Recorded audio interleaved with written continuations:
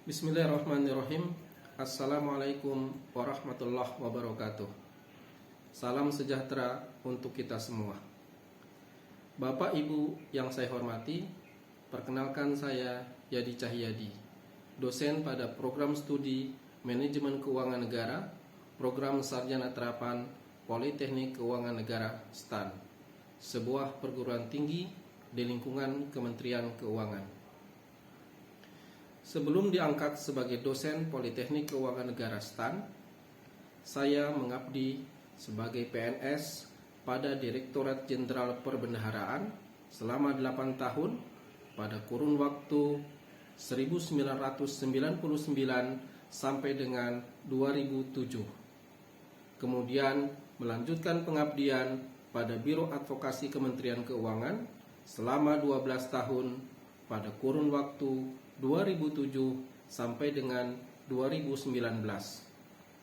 Selanjutnya, saya diangkat menjadi dosen Politeknik Keuangan Negara STAN pada tanggal 20 Maret 2020 dan ditempatkan pada program studi Diploma 3 Pajak. Pada tanggal 1 Januari 2024, saya ditempatkan sebagai dosen pada program studi Manajemen Keuangan Negara, program Sarjana Terapan.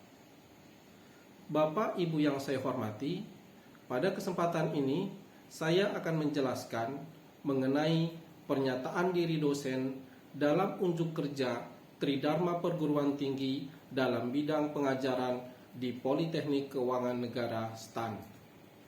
Saat ini saya mengampu beberapa mata kuliah, antara lain pengantar ilmu hukum, hukum perdata, dan hukum administrasi negara. Pada kesempatan kali ini, saya akan mendeskripsikan mata kuliah Hukum Administrasi Negara.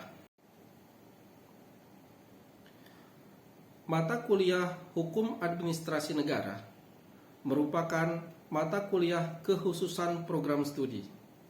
Mata kuliah ini dengan bobot 2 SKS diperuntukkan bagi mahasiswa semester 5. Mata kuliah ini mengandung pembelajaran agar mahasiswa menguasai konsep dasar pengetahuan tentang hukum administrasi negara dan peraturan perundang-undangan di bidang administrasi pemerintahan dalam mendukung pengelolaan keuangan negara. Mata kuliah ini menitik beratkan pada penguasaan dasar-dasar hukum administrasi negara, asas-asas umum pemerintahan yang baik, ilmu peraturan perundang-undangan, administrasi pemerintahan, serta sengketa administrasi dan penyelesaiannya melalui peradilan tata usaha negara. Adapun outcome pembelajaran, mahasiswa mampu yang pertama memahami dan menjelaskan dasar-dasar hukum administrasi negara, meliputi negara hukum dan hukum administrasi negara, organisasi administrasi negara, sumber hukum administrasi negara, kedudukan, kewenangan, dan tindakan hukum pemerintah, instrumen pemerintahan, penyelenggaraan dan pengawasan administrasi pemerintahan, perlindungan, penegakan, dan pertanggungjawaban hukum administrasi negara. Yang kedua, memahami dan menjelaskan asas-asas umum pemerintahan yang baik. Yang ketiga, memahami dan menjelaskan ilmu peraturan perundang-undangan. Yang keempat, memahami dan menjelaskan hukum yang mengatur mengenai administrasi pemerintahan, meliputi aparatur sipil negara, pelayanan publik, keterbukaan informasi, keuangan negara, badan usaha milik negara, barang milik negara, serta pengadaan barang dan jasa. Dan yang kelima, memahami dan menjelaskan sengketa administrasi dan penyelesaiannya melalui peradilan tata usaha negara. Adapun sistem pembelajaran dilakukan melalui 3 cara. Yang pertama, tatap muka luring di kelas. Yang kedua, sinkronus maya melalui Zoom.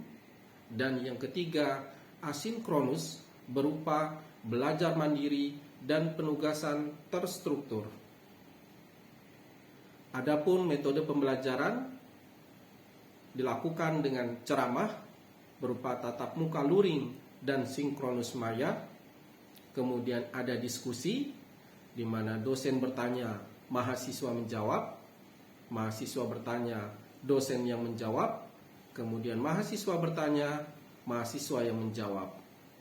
Alat interaksi berupa bahan ajar PPT, ada video pembelajaran, dan paparan kelompok. Kemudian untuk tugas dan kuis, ada tugas mandiri, dan tugas kelompok berupa studi kasus. Untuk materi pembelajaran terdiri dari 16 kali pertemuan. Untuk pertemuan pertama sampai ke-6 berisi tentang dasar-dasar hukum administrasi negara, meliputi negara hukum dan hukum administrasi negara, organisasi administrasi negara, sumber hukum administrasi negara, kedudukan, kewenangan, dan tindakan hukum pemerintah, serta instrumen pemerintahan. Untuk pertemuan 7, asas-asas umum pemerintahan yang baik dan ilmu peraturan perundang-undangan. Di pertemuan ke-8, ujian tengah semester. Selanjutnya pada pertemuan ke-9 sampai 10 berisi dasar-dasar hukum administrasi negara, meliputi penyelenggaraan dan pengawasan administrasi pemerintahan, perlindungan, penegakan, dan pertanggungjawaban hukum administrasi negara. Untuk pertemuan 11 sampai dengan 14 berisi hukum yang mengatur mengenai administrasi pemerintahan, meliputi aparatur sipil negara, pelayanan publik, keterbukaan informasi, keuangan negara, badan usaha milik negara, barang milik negara, dan pengadaan barang dan jasa. Pertemuan 15, materi tentang sengketa administrasi dan penyelesaiannya melalui peradilan tata usaha negara. Selanjutnya pada pertemuan ke-16, ujian akhir semester. Pada sistem penilaian terdiri dari ujian tengah semester dengan bobot 30%, selanjutnya ujian akhir semester 30% dan aktivitas 40%. Adapun untuk aktivitas terdiri dari kehadiran 4%, sikap dan partisipasi belajar 12%, kuis, ujian harian dan review tes 12%, selanjutnya penugasan mandiri atau kelompok 12%. Berikutnya adalah contoh RPS untuk mata kuliah Hukum Administrasi Negara. Di sini sudah tercantum capaian pembelajaran, kemudian ada juga dicantumkan sub CPMK, kemudian terdapat juga materi pembelajaran mulai dari materi pertama sampai dengan terakhir, yaitu materi ke-14 dengan 2 ujian, yaitu ujian tengah semester dan ujian akhir semester.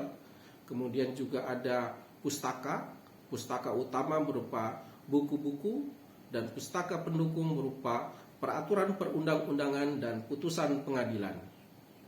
Selanjutnya dicantumkan juga metode penilaian terkait dengan komponen. Perhatian seluruhnya, duduk siap, gerak. Sebelum kita memulai mata kuliah Hukum Administrasi Negara kita pada hari ini, marilah kita berdoa menurut agama dan kepercayaan masing-masing. Berdoa dulu.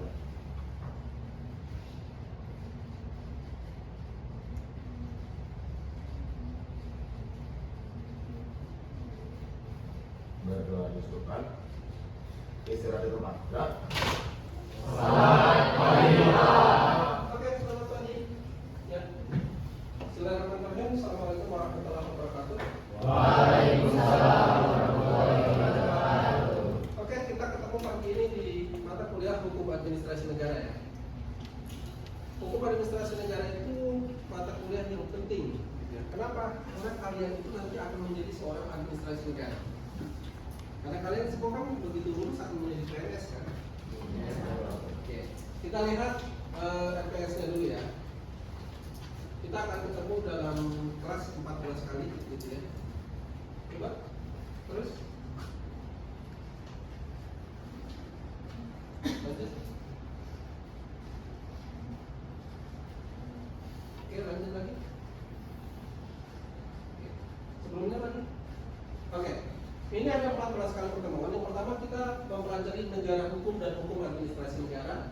Kemudian organisasi administrasi negara, ada sumber hukum administrasi negara, kemudian ada kedudukan, kewenangan dan tindakan hukum dari pemerintah, kemudian ada instrumen pemerintahan, ada diskresi dan keputusan administrasi negara, kemudian ada asas-asas umum pemerintahan yang lain, ada penyelenggaraan dan pengawasan administrasi pemerintahan, ada perlindungan, penegakan dan pertanggungjawaban. Kemudian ada ASN dan sengketa kepegawaian. Ini menjadi penting buat kalian, karena kalian akan menjadi seorang ASN. Dan bagaimana kalau kemudian nanti ada sengketa di bidang kepegawaian, ya, misalnya diberhentikan dari pegawai dan sebagainya. Kemudian ada pelayanan publik dan keterbukaan informasi. Kemudian ada keuangan negara dan BUMN.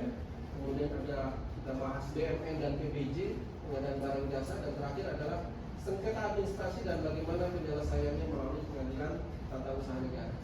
Ini bukunya dan undang-undang yang nanti akan kita bahas. Lanjut. Oke, ini terkait dengan metode penilaian, ya.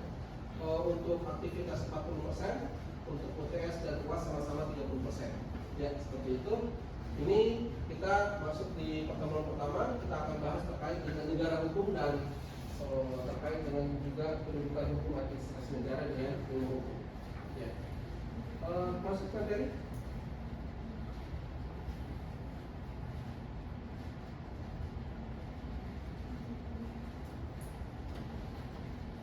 Ya, negara hukum dan hukum administrasi negara.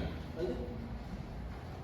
Ya, capaiannya adalah bagaimana kemudian mahasiswa mampu memahami dan menjelaskan mengenai negara hukum dan hukum administrasi negara.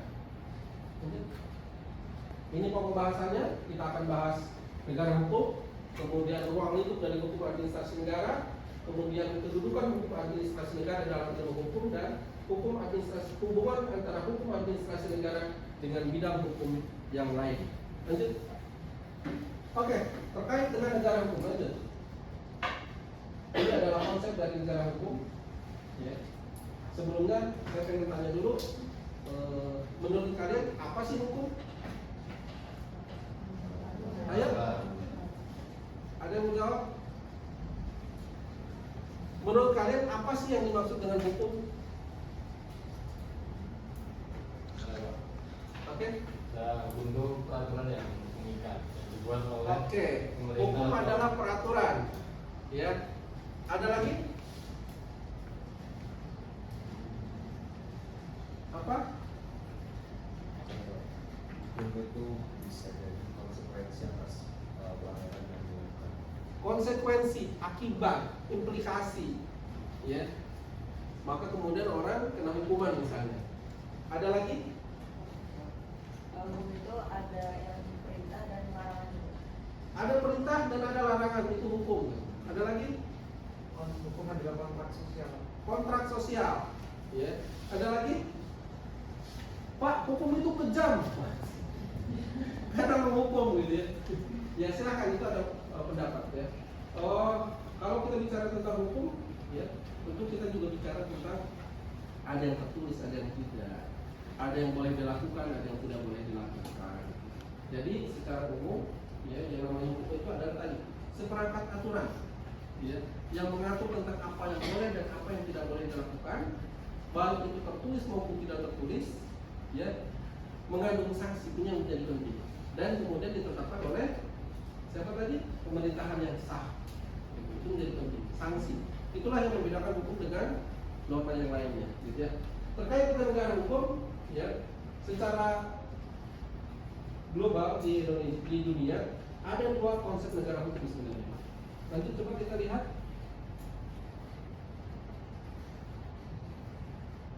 Lanjut materinya. Oke. Ya. Ada namanya negara hukum Rechtsstaat. Ada juga negara hukum rule of law. Ya. Kalau kita bicara tentang konsep negara hukum Rechtsstaat, Ya, ini adalah konsep negara hukum yang dianut oleh negara-negara yang ada di Eropa kontinental, ya, di Eropa daratan. Ya, seperti apa Eropa daratan? Negara Eropa daratan? Apa? Belanda, Prancis, ya. Tetapi kalau yang konsep hukum rule of law ini di negara-negara yang Inggris dan persemakmurannya, seperti Inggris, Australia, Kanada, gitu ya. Ini punya konsep yang berbeda, ya.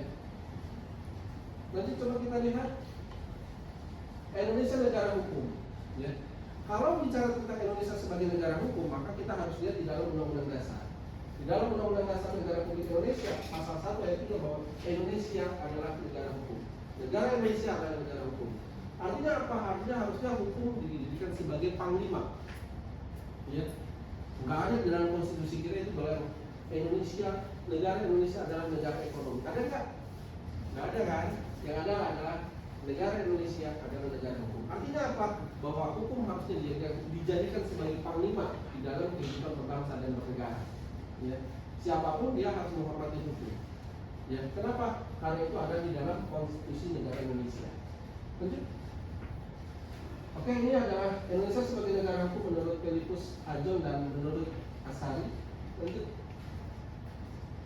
Ini kemudian kita masuk ke pengertian dan memahami hukum administrasi negara. Lanjut. Oke.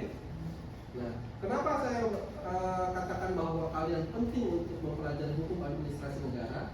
Karena hukum administrasi negara ini bagian dari hukum publik.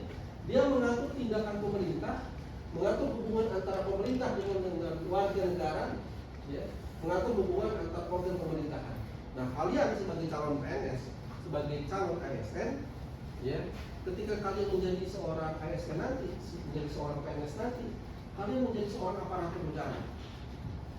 Ya, maka kalian harus bisa bagaimana wewenang saya, bagaimana kewenangan saya, jangan sampai kemudian kalian menyalahgunakan kewenangan. Saya misalnya, kalian nanti jadi pejabat misalnya, berhak nggak misalnya kalian tanda tangan misalnya kalian jadi wakil kepala dinas, ya, tapi kalian tanda tangan misalnya tanda tangannya harusnya kepala dinas, boleh nggak? Nah, boleh nggak kalian tanda tangan di situ misalnya kalian jadi kepala dinas, boleh nggak kemudian kalian menandatangani surat pemberhentian pegawai? Jangan sampai kemudian kalian tanda tangan saja padahal kalian tidak punya kewenangan itu. Ya. Maka menurut saya mahasiswa PKN STAN sebagai calon ASN gitu ya, harusnya semua prodi itu mempelajari hukum administrasi negara. Ya. Karena begitu pentingnya ini pembekalan sebagai ketika kalian nanti akan menjadi seorang ASN. Lanjut. Ini pengertian hukum administrasi negara menurut para ahli. Lanjut. Ya. Ini ruang lingkupnya. Ya. Lanjut. Ya, bisa dilanjut. Ya, ini adalah kedudukan hukum administrasi negara dalam ilmu hukum. Lanjut. Kalau kita bicara tentang ilmu hukum itu kan luas, ya. Ada dibagi ke dalam, dulu itu dibagi pertama itu dalam hukum publik dan hukum privat, kemudian berkembang, ya. Dulunya hukum administrasi negara itu adalah bagian dari hukum tata negara, kemudian berkembang, dia menjadi ilmu hukum yang terpisah dengan hukum tata negara, menjadi ilmu hukum administrasi negara yang terpisah, ya.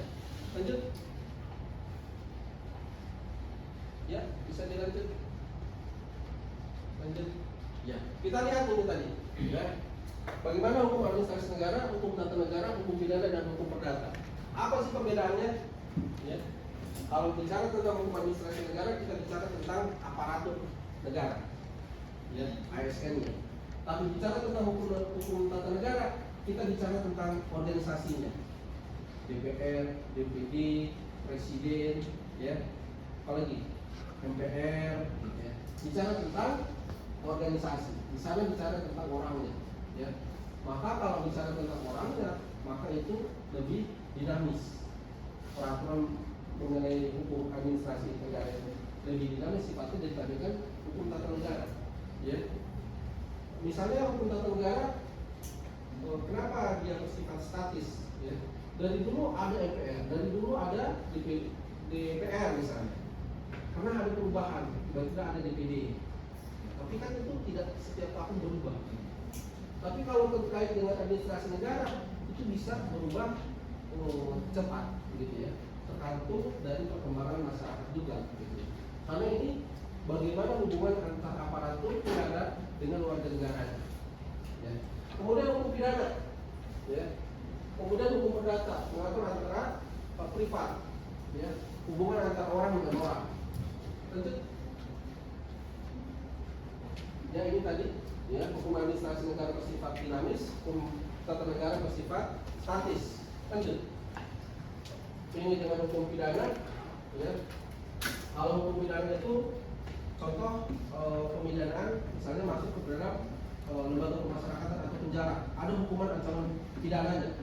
Tapi kalau hukum administrasi negara tentu berbeda, ya. Misalnya pegawai, kemudian pegawai tersebut kita sanksinya misalnya pemecatan, ya, pemberhentian dengan hormat, pemberhentian tidak dengan hormat, gitu ya. Tapi kalau sudah masuk pidana, masuk bisa jadi kemudian ada denda, ada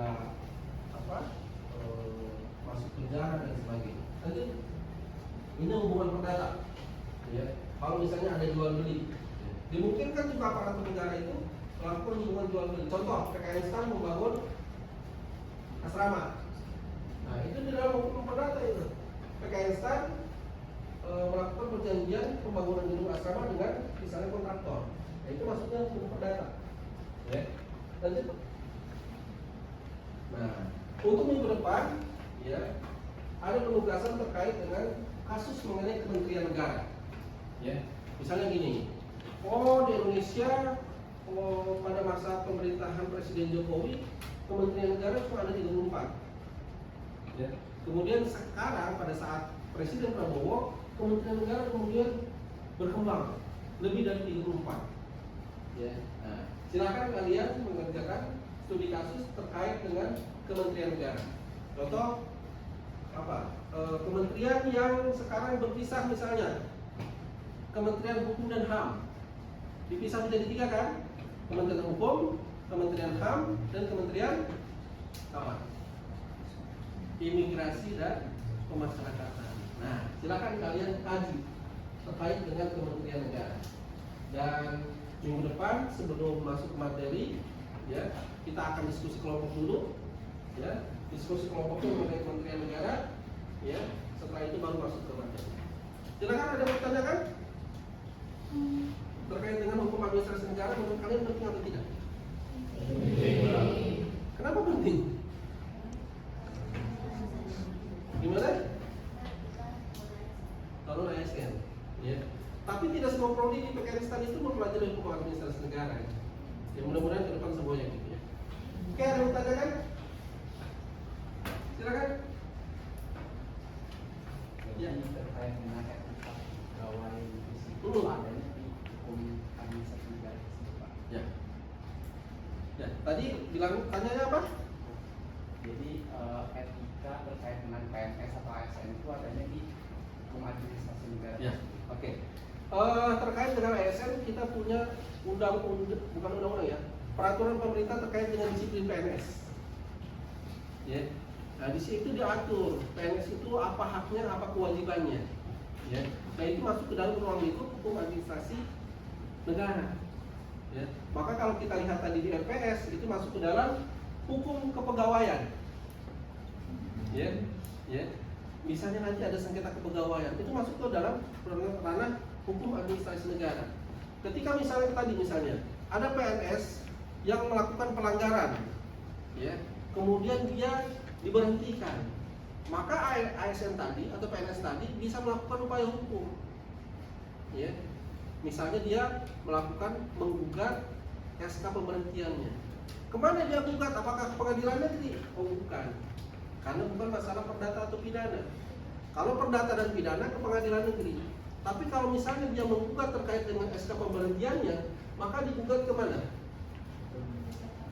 Pengadilan Tata Usaha Negara. Ya.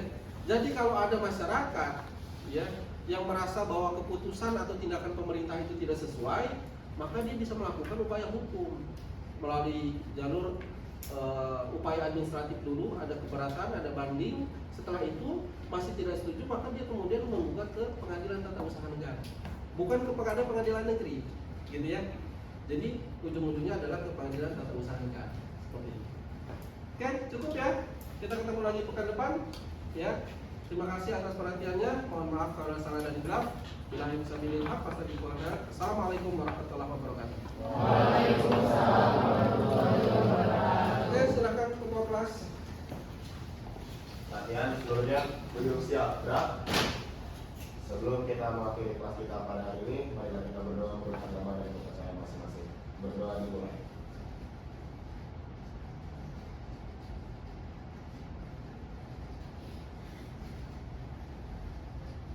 Berdoa dicukupkan. Istirahat di tempat, gerak. Terima kasih Pak. Oke, terima kasih.